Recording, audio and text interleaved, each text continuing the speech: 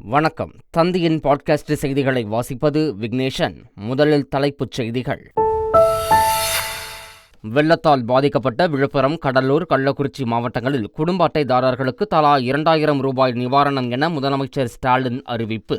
உயிரிழந்தோர் குடும்பத்திற்கு தலா 5 லட்சம் ரூபாய் நிதியுதவி மற்றும் பாசன பயிர்களுக்கு ஹெக்டேருக்கு 17,000 ரூபாய் இழப்பீடு வழங்கவும் உத்தரவு. புயல் வெள்ள சேதங்களை கணக்கிட மத்திய குழுவை உடனடியாக அனுப்புமாறு நாடாளுமன்றத்தில் திமுக எம்பி TR பாலு கோரிக்கை. தமிழகத்திற்கு நிவாரண உதவிகளை உடனே வழங்குமாறு மாநிலங்களவையில் மதிமுக தலைவர் வைகோ வலியுறுத்தல். வெள்ள பாதிப்பு காரணமாக விழுப்புரம் மாவட்டத்தில் பள்ளி கல்லூரிகளுக்கு இன்று விடுமுறை. கடலூர் மாவட்டத்தில் பன்ருட்டி, அண்ணா கிராமம், கடலூர் ஒன்றியங்களில் மட்டும் பள்ளி கல்லூரிகளுக்கு விடுமுறை. புதுச்சேரியில் நிவாரண முகாம்களாக செயல்படும் பள்ளிகளை தவிர மற்ற பள்ளிகள் இன்று வழக்கம் போல இயங்கும் என அறிவிப்பு. வெள்ளத்தால் பாதிக்கப்பட்ட சென்னை டிபி சத்திரம் மக்களை பனையூரில் உள்ள தமிழக வெற்றிக்கழக அலுவலகத்திற்கு வரவழைத்து நிவாரணம் வழங்கினார் விஜய். நேரில் சென்றால் சிரமம் ஏற்படும் என்பதால் கட்சி அலுவலகத்திற்கு அழைத்து நிவாரணம் வழங்கியதாகவும் விளக்கம். புயல் வெள்ள பாதிப்புகளை எதிர்கொள்ள உரிய முன்னெச்சரிக்கை நடவடிக்கைகளை எடுக்கவில்லை என தவிக தலைவர் விஜய் குற்றச்சாட்டு. கையேறு நிலையில் பொதுமக்களை பரிதவிக்க விடும் சுயநல ஆட்சியாளர்களை என்னவென்று சொல்ல எனவும் விமர்சனம். செயற்கைக்கோள்களுடன் இன்று விண்ணில் பாய்கிறது PSLV C-59 ராக்கெட். ஆந்திர மாநிலம் ஸ்ரீஹரிகோட்டாவில் இருந்து இன்று மாலை 4 மணியளவில் விண்ணில் செலுத்த ஏற்பாடு. இனி விரிவான செய்திகள். புயல் வெள்ளத்தினால் உயிரிழந்தவர்களின் குடும்பத்திற்கு இழப்பீடு தொகையாக 5 லட்சம் ரூபாய் வழங்க முதலமைச்சர் ஸ்டாலின் உத்தரவிட்டுள்ளார். சேதமடைந்த குடிசைகளுக்கு இழப்பீடு தொகையாக 10,000 ரூபாய் வழங்கிடவும், முழுமையாக சேதமடைந்த குடிசைகளுக்கு கலைஞர் கனவு இல்ல திட்டத்தில் வீடு கட்டுவதற்கு முன்னுரிமை அளித்திடவும் வலியுறுத்தியுள்ளார். வாழ்வாதாரம் பாதிக்கப்பட்ட குடும்பங்களுக்கு குடும்ப அட்டை அடிப்படையில் நிவாரணமாக 2,000 ரூபாய் வழங்கிடவும் உத்தரவிட்டுள்ளார். தமிழகத்தில் மழை வெள்ள சேதங்களை ஆய்வு செய்ய பிரதமர் மோடி மத்திய குழுவை அனுப்ப வேண்டும் என்று மக்களவையில் திமுக எம்பி TR பாலு கோரிக்கை விடுத்துள்ளார். பூஜ்ய நேரத்தின் போது பேசிய அவர், இயற்கை சீற்றத்தால் தமிழகத்தில் 14 மாவட்டங்களில் பெரும் சேதம் ஏற்பட்டுள்ளதாக தெரிவித்தார். மழை வெள்ளம் காரணமாக 1.5 கோடி ஏழை மக்கள் கடுமையாக பாதிக்கப்பட்டிருப்பதாகவும் தெரிவித்தார். ரெட் அலர்ட் கொடுத்ததும் ஆளும் அரசு முன்னெச்சரிக்கை நடவடிக்கை எடுத்திருந்தால் இவ்வளவு பாதிப்பு ஏற்பட்டிருக்காது என எதிர்க்கட்சித் தலைவர் எடப்பாடி பழனிசாமி தெரிவித்துள்ளார். சேலம் கந்தம்பட்டி பகுதியில் வெள்ள பாதிப்பை ஆய்வு செய்த பிறகு செய்தியாளர்களை சந்தித்த அவர், அரசின் அலட்சியத்தால் கரையோர மக்கள் பாதிக்கப்பட்டுள்ளதாக குற்றம் சாட்டினார். தமிழக அரசு போர்க்கால அடிப்படையில் நடவடிக்கை எடுக்க வேண்டும் என்றும் எடப்பாடி பழனிசாமி வலியுறுத்தியுள்ளார். முன்னறிவிப்பின்றி சாத்தனூர் அணை திறக்கப்பட்டதால் தான் கடும் பாதிப்பு ஏற்பட்டதாக பாமக நிறுவனர் ராமதாஸ் குற்றம் சாட்டியுள்ளார். அவர் வெளியிட்டுள்ள அறிக்கையில், எந்தவித முன்னறிவிப்பும் இன்றி நள்ளிரவில் வினாடிக்கு 1,70,000 கன அடி தண்ணீர் திறந்துவிடப்பட்டதால் திருவண்ணாமலை, விழுப்புரம், கள்ளக்குறிச்சி மற்றும் கடலூர் மாவட்ட மக்கள் மிக கடுமையாக பாதிக்கப்பட்டுள்ளதாக தெரிவித்துள்ளார். சாத்தனூர் அணை திறப்பு குறித்து 5 முறை வெள்ள அபாய எச்சரிக்கை விடுக்கப்பட்டதாகவும் சிலர் பொய்யான தகவலை பரப்பி வருவதாக அமைச்சர் துரைமுருகன் தெரிவித்துள்ளார். இதுகுறித்து எதிர்க்கட்சித் தலைவர் EPS குற்றச்சாட்டுக்கு பதிலளித்த அமைச்சர், சாத்தனூர் அணைக்கு நள்ளிரவு நேரத்தில் கணிக்க முடியாத அளவுக்கு தண்ணீர் வந்து கொண்டிருப்பதாக கூறினார். அந்த நேரத்தில் அணையில் இருந்து வினாடிக்கு 1.80 லட்சம் கன அடி நீர் திறந்து விடாமல் விட்டிருந்தால் பெரும் ஆபத்து ஏற்பட்டிருக்கும் எனவும் கூறினார்.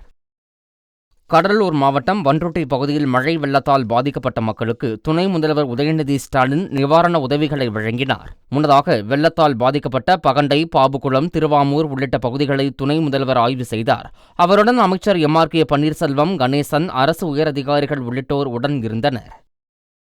புயல் வெள்ள பாதிப்புகளை எதிர்கொள்ள உரிய முன்னெச்சரிக்கை நடவடிக்கைகளை எடுக்கவில்லை என தமிழக அரசை தமிழக வெற்றிக்கழக தலைவர் விஜய் குற்றம் சாட்டியுள்ளார். அவர் வெளியிட்டுள்ள அறிக்கையில், முன்னெச்சரிக்கை நடவடிக்கைகளை கூட செய்யாது மக்களை பரிதவிக்க விடும் சுயநல ஆட்சியாளர்களை என்னவென்று சொல்ல எனவும் கேள்வியை எழுப்பியுள்ளார்.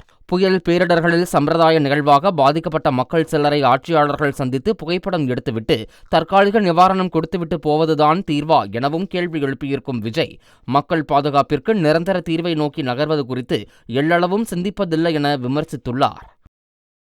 விழுப்புரம் மாவட்டம் இருவேல்பட்டு பகுதியில் சாலை மறியலில் ஈடுபட்ட மக்களிடம் பேச்சுவார்த்தை நடத்திய அமைச்சர் பொன்முடி மற்றும் அதிகாரிகள் மீது பொதுமக்கள் சேற்றை வாரி இறைத்தனர். பெருவெள்ளத்தால் பாதிக்கப்பட்டுள்ள தங்களது பகுதிக்கு எந்த உதவியும் செய்து கொடுக்கவில்லை என குற்றம் சாட்டிய நிலையில் ஆய்வை நிறுத்திவிட்டு திரும்பினர். அரசியலாக்க வேண்டும் என்பதற்காகவே தங்களது மீது சேற்றை வாரி அடித்ததாக பாஜகவை மறைமுகமாக அமைச்சர் பொன்முடி விமர்சித்துள்ளார். அமைச்சர் பொன்முடி மீது சேறு வீசப்பட்டது திமுக ஆட்சியின் மீது பொதுமக்கள் விரக்தியின் உச்சத்தில் இருக்கிறார்கள் என்பதைத்தான் காட்டுகிறது என பாஜக மாநில தலைவர் அண்ணாமலை கூறியுள்ளார். அவர் வெளியிட்டுள்ள எக்ஸ் பதிவில், குறைந்த அளவு மழை பெய்த சென்னை மாநகர தெருக்களில் புகைப்படம் எடுப்பதில் மும்முரமாக இருந்த முதலமைச்சரும் துணை முதலமைச்சரும் சென்னைக்கு வெளியே நடந்த நிகழ்வுகள் குறித்து எந்த அக்கறையும் காட்டவில்லை என விமர்சித்துள்ளார். புயல் பாதிப்பை திமுக அலட்சியமாக கையாள்கிறது என குற்றம் சாட்டியுள்ளார். திருவண்ணாமலையில் ஏற்பட்ட மண் சரிவில் சிக்கி 7 பேர் உயிரிழந்த நிலையில் 7வது நபராக ரம்யாவின் உடல் 36 மணி நேர போராட்டத்திற்கு பின்பு மீட்கப்பட்டது. திருவண்ணாமலை வ.உ.சி. நகரில் ஞாயிற்றுக்கிழமை மாலை மண் சரிவு ஏற்பட்டதை அடுத்து ராஜ்குமார் என்பவரின் வீடு மண்ணுக்குள் புதைந்து 7 பேர் அதில் சிக்கிக் கொண்டனர். அதில் 6 பேரின் உடல்கள் ஏற்கனவே மீட்கப்பட்ட நிலையில் 7வது நபராக ரம்யா என்ற சிறுமியின் உடல் நேற்று மீட்கப்பட்டது. பிரேத பரிசோதனை முடிந்து உடல்கள் ஒப்படைக்கப்பட்ட போது உறவினர்கள் மற்றும் பொதுமக்கள் கதறி அழுதது நெஞ்சை உருக்குவதாக இருந்தது. ஃபெஞ்சல் புயலால் பாதிக்கப்பட்ட 300 குடும்பங்களுக்கு தமிழக வெற்றிக் கழக தலைவர் விஜய் மழை நிவாரண உதவிகளை வழங்கினார். ஃபெஞ்சல் புயலால் கடந்த சனிக்கிழமை பெய்த கனமழையால் சென்னை டிபி சத்திரத்தில் தாழ்வான இடங்களில் இருந்த 300 குடும்பங்கள் பாதிக்கப்பட்டன. அந்த குடும்பங்களைச் சேர்ந்தவர்கள் பனையூரில் உள்ள தமிழக வெற்றிக் கழகத்தின் தலைமை அலுவலகத்திற்கு அழைத்து வரப்பட்டனர்.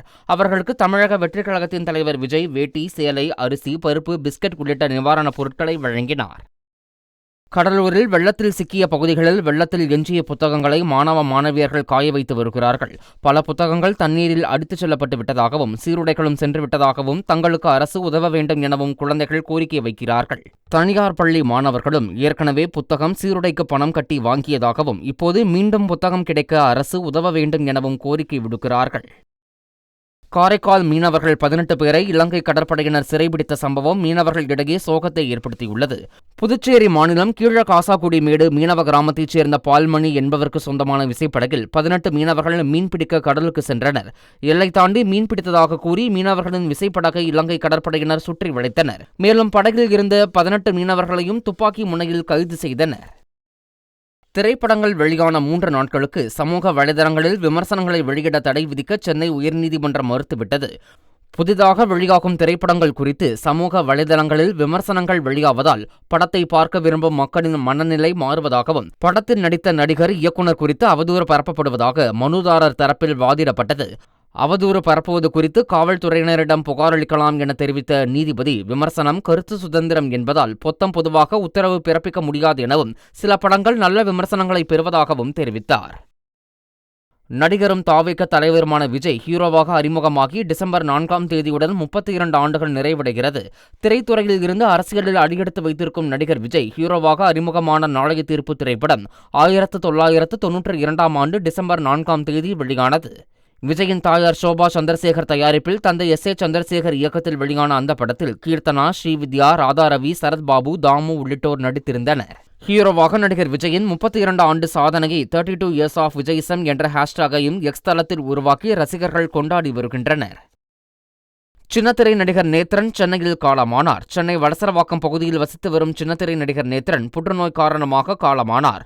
புற்றுநோய்க்காக கடந்த 6 மாதமாக ஓமந்தூரார் அரசு மருத்துவமனையில் சிகிச்சை பெற்று வந்த நிலையில் சிகிச்சை பலனின்றி நடிகர் நேத்ரன் உயிரிழந்தார். தமிழில் பல்வேறு தொலைக்காட்சி தொடர்களில் நேத்ரன் நடித்தவர் என்பது குறிப்பிடத்தக்கது.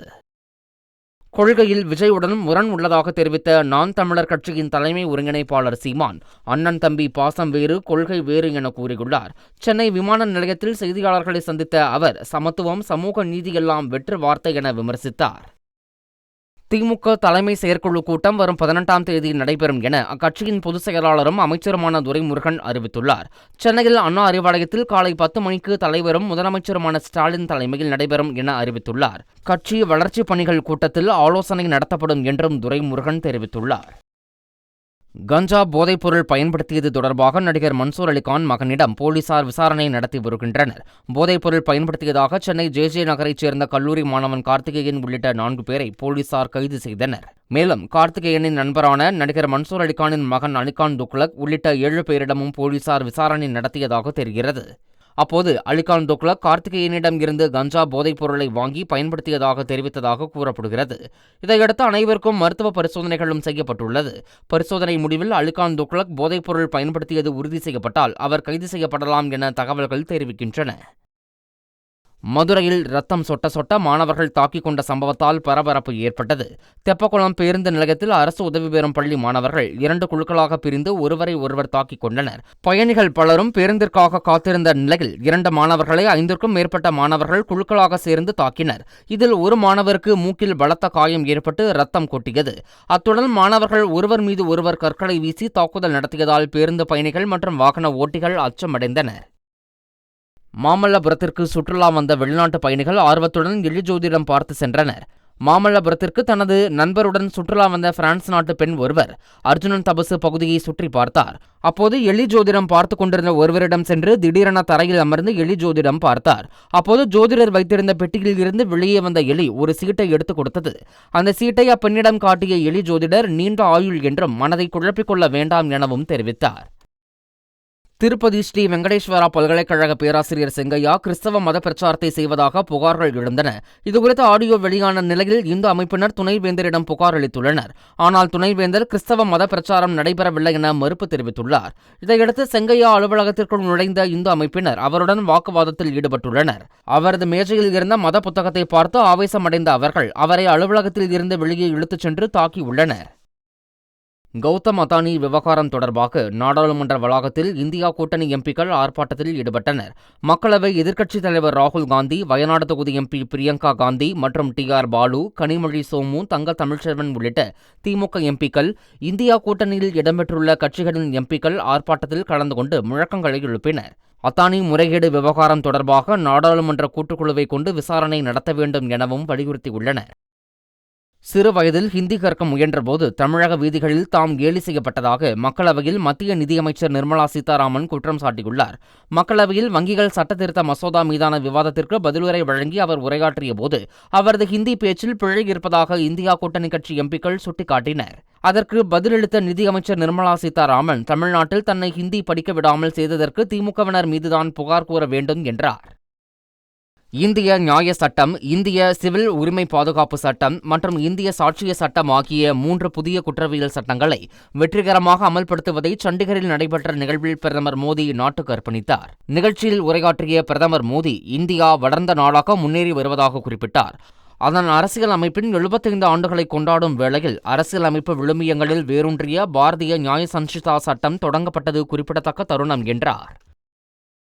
எல்லைப் பகுதியில் அமைதியும் நிலைத்தன்மையும் இல்லாமல் இந்தியா சீனா உறவு இயல்பாக இருக்க முடியாது என வெளியுறவு அமைச்சர் ஜெய்சங்கர் கூறியுள்ளார்.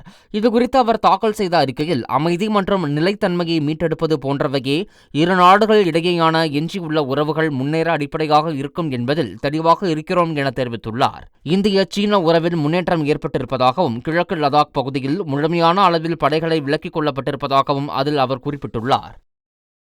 சூரியனின் ஒளிவட்டத்தை ஆய்வு செய்யும் ஐரோப்பிய செயற்கைக்கோள்களை இன்று இந்தியாவின் இஸ்ரோ விண்ணில் ஏவுகிறது. ஆந்திர மாநிலம் ஸ்ரீஹரிகோட்டாவில் உள்ள சதீஷ் தவான் ஏவுதளத்தில் இருந்து இந்த நிகழ்வு நடைபெறவுள்ளது. இன்று மாலை 4:08 நடைபெறும் இந்த நிகழ்வில் ஐரோப்பாவின் புரோபா 3 என்ற விண்கலம் விண்ணில் செலுத்தப்பட உள்ளது.